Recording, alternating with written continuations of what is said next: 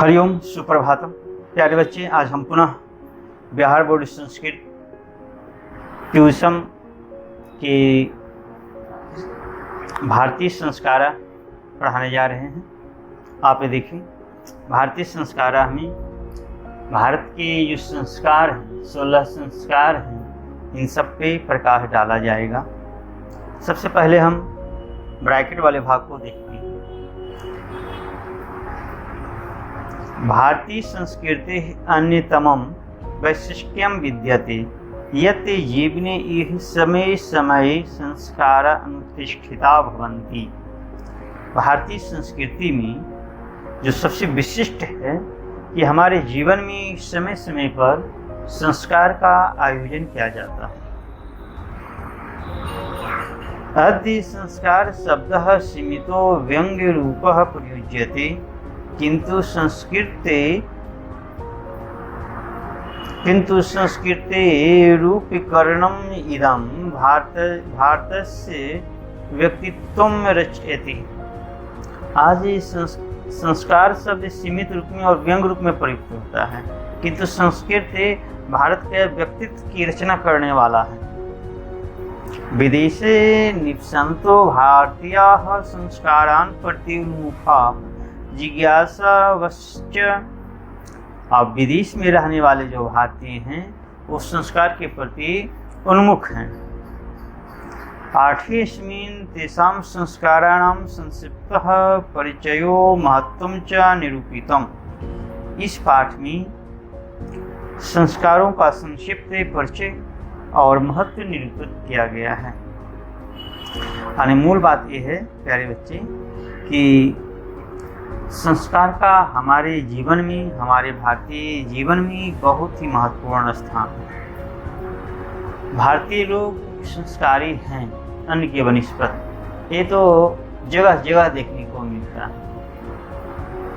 सामान्यतः हम जब बचपन में होते हैं तो ये सिखाया जाता है कि हम सब भाई भाई हैं। और बड़े होते हैं तो सत्यम वद धर्मम चर ये सिखाया जाता है। अतिथि देवो भव बताया जाता है।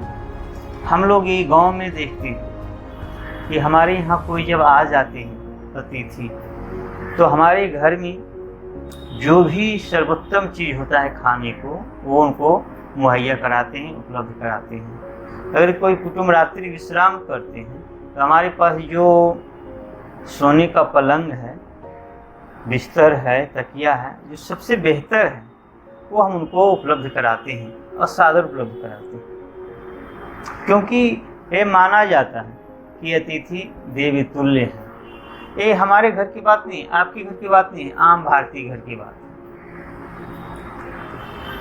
तो ये सब बातें, संस्कार की बातें देखने को मिलती है।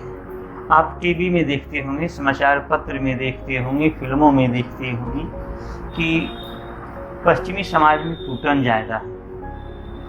वहाँ के हीरो हीरोइन या जो भी आम जीवन है, उनके यहाँ विवाह अस्थायी नहीं होता, या एक एक पुरुष या एक एक महिलाएं 2-2, 3-3 शादियाँ करते हैं, आम बात है। लेकिन भारतीय समाज में देखते होंगे कि शायद ही कोई ऐसा होगा जिसने अपनी पत्नी के जीवित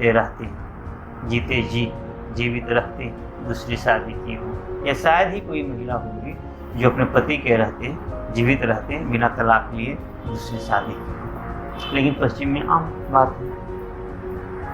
तो वहाँ के मूल्य और यहाँ के मूल्य में जमीन आसमान का अंतर है। तो इसका प्रभाव कैसे है कि हम लोग बचपन से ही देखते आ रहे हैं। इस तरह का संस्कार देखते हैं तो ऐसा भावना होती है। आप लोग अभी भी गांव की महिलाएं को देखे होंगे कि वे कहीं जाती हैं ना, तो चींटी को देखती तो वहाँ पे आटा दे देती हैं, चीनी दे देती हैं। इसका भाव ये होता है कि हम तो सबल हैं, हम लोग तो अपने आप में निर्भर हैं, लेकिन वो जीव तो असहाय है, उनको भी भोजन मिलना चाहिए, इस उद्देश्य से दिया जाता है।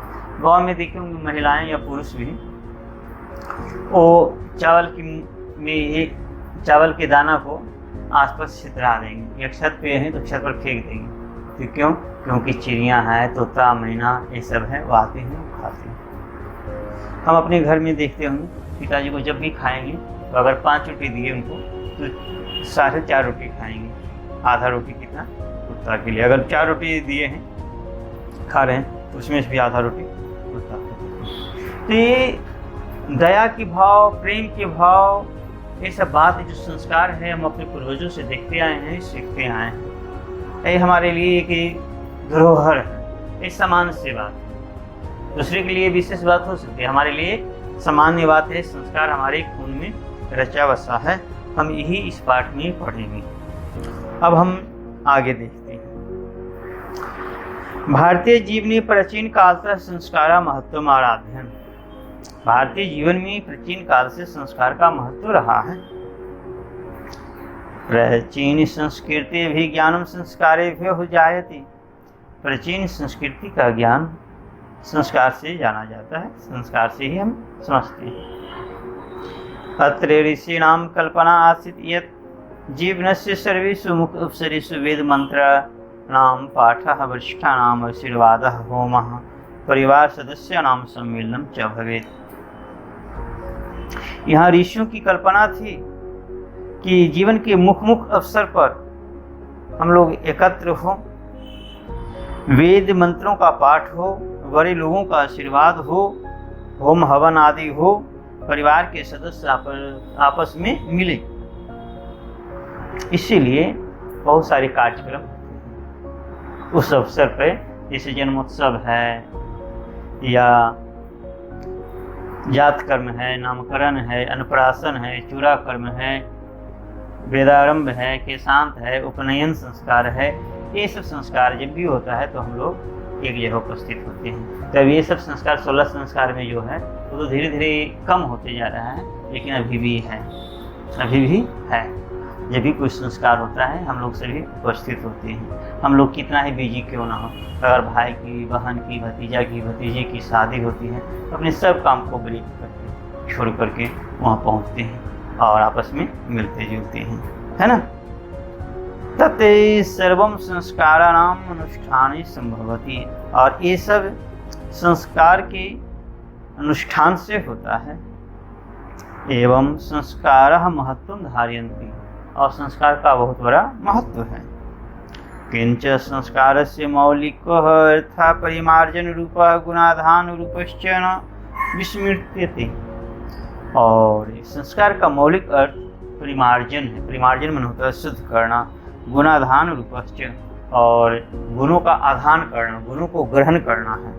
ये सब भूलना नहीं चाहिए। यानी ऐसा है, संस्कार का मौलिक अर्थ है इनको शुद्ध करना, अपने में गुणों को ग्रहण करना, आधान करना। अतः संस्कारः मानवस्य कर्मशः परिमार्जने दोषापनयने गुणाधाने च योगदानं कुर्वन्ति। इस प्रकार संस्कार मानव के दोषों को दूर करता है और गुणों को बढ़ाता है। हमारे शरीर में, हमारे मन में, हमारे मस्तिष्क में जो शुद्ध भाव है उसको भरता है, गुणों को भरता है, और हमें जो दोष है, अवगुण है, उसको हटा देता है। कौन? संस्कार। ठीक है। अब अगला पैराग्राफ से समझने का प्रयास कीजिए। संस्कारः प्रायेण पंचविधाः सन्ति। जन्म पूर्वः त्रयः, शैशवः षट्, शैक्षणिकः पंच, गृहस्थ संस्कारा विवाह रूप एकः, मरणोत्तर संस्कारश्च एकः। यानी संस्कार जो है 5 प्रकार का है। मूल रूप से संस्कार जो 16 है ना, उसको 5 भाग में बांटा गया है। जन्म से पहले 3, जन्म से पहले 3, जन्म के बाद यानी शैशव होता है, शैशव में 6, शैक्षणिक यानी जब बच्चा पढ़ने लगता है तब 5, और गृहस्थ संस्कार 1, विवाह, और मरणोत्तर यानी मरने के बाद 1 संस्कार होता है ना। एवं 16 संस्कारः भवन्ति। इस प्रकार 16 संस्कार होते हैं। तो पहला भाग बता रहा है, 5 भाग में से पहला जन्म पूर्व संस्कारेषु गर्भधानम पुंस्वनम सीमंतोनयनम चेति त्रयो भवन्ति। जन्म के पूर्व संस्कारों में सबसे पहले गर्भाधान होता है, फिर पुंस्वनम होता है और उसके बाद सीमंतोनयनम होता है। ये 3 संस्कार होता है जन्म के पहले। तो इसका क्या प्रयोजन है? इसका प्रयोजन है, गर्भाधान का प्रयोजन है यत्र गर्भ रक्षा, ये जो बच्चा है गर्भ में वो सही सलामत रहे, मरे नहीं, स्वस्थ रहे। गर्भस्थ संस्कार रोपणम, पुंस्पनम संस्कार जो होता है, दूसरा जो संस्कार है पुंस्पनम संस्कार, उसमें बच्चा में संस्कार का आरोपण, संस्कार का गुण देना होता है। बच्चा हमारा संस्कारी हो ऐसा हम दें। सीमंतोनयनम में क्या होता है? गर्भवत्यश्च प्रसन्नता चेति प्रयोजनम कल्पितम अस्ति। और सीमंतोनयनम संस्कार में क्या होता है कि जो गर्भवती हैं वो प्रसन्न रहे, कारण कि जो प्रसन्न होती हैं उनका बच्चा भी प्रसन्न होगा। कई बार आप देखो होंगे क्लास में कि आपका कोई दोस्त है जो बार बार बात पे बिगड़ जाता है, बार बात में गुस्सा आ जाता है, और कई दोस्त आपके ऐसे भी होंगे जिसको 2 बात बोल के हंस के सुन लेंगे, है ना।